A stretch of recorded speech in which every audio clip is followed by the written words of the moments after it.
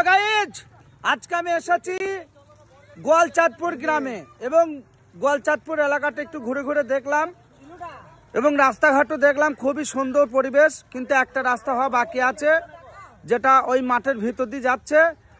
আর এটা গোয়ালচাঁদপুরের মোড় বলা যায়। এটা কোথাকার মোড়? গোয়ালচাঁদপুর।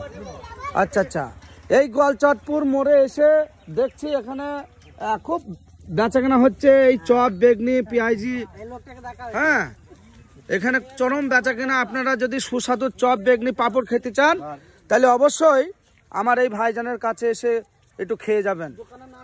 এবং দেখতেই পাচ্ছেন এখানকার যে মোড়, এই মোড়ে বিগত দিনে কোনো দোকানই ছিল না, কিন্তু এখন ডাক্তারখানা হয়েছে, সাইকেল সারানোর দোকান, হার্ডওয়্যার, বিভিন্ন রকমের দোকান কিন্তু এই মোড়ে হয়েছে।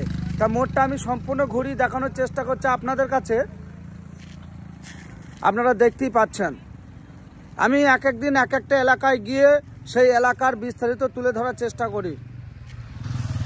তো অবশ্যই আপনারা যদি এই লোকেশনে আসতে চান, একদম নাগাদি বাজার হয়ে সিধা বোরগাছের ভিতর দিয়ে গোয়ালচাঁদপুর চলে আসছে। এবং দেখতেই পাচ্ছেন, বলছি এই রাস্তাটা দাদা কোথায় যাচ্ছে?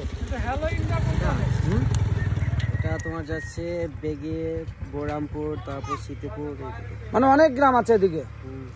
আচ্ছা, এই যে রাস্তাটা দেখছেন গাড়ি আসছে, এখান দিয়ে কিন্তু অনেক গ্রামে যাওয়া যায়।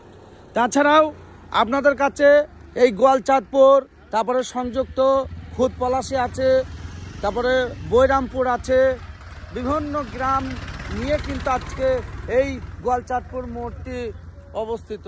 তাই এই মোড়টা কিন্তু 3 রাস্তার মোড় বলে। অবশ্যই আপনারা যদি মনে করেন কখনো আসবো, নাগাদি বাজার হয়ে সিধা এই গোয়ালচাঁদপুর মোড়ে আপনারা চলে আসবেন। আর চপ অবশ্যই কার না ভালো লাগে, সকলেরই ভালো লাগে। আমিও চপ খেয়ে দেখলাম, খুব সুস্বাদু, ভালো। আপনারা অবশ্যই এই ভিডিওটি সকলকে দেখার সুযোগ করে দেবেন। আমি রাকিব মিডিয়া জিরন বলছি, আপনাদের প্রিয় ভাই। Hello India.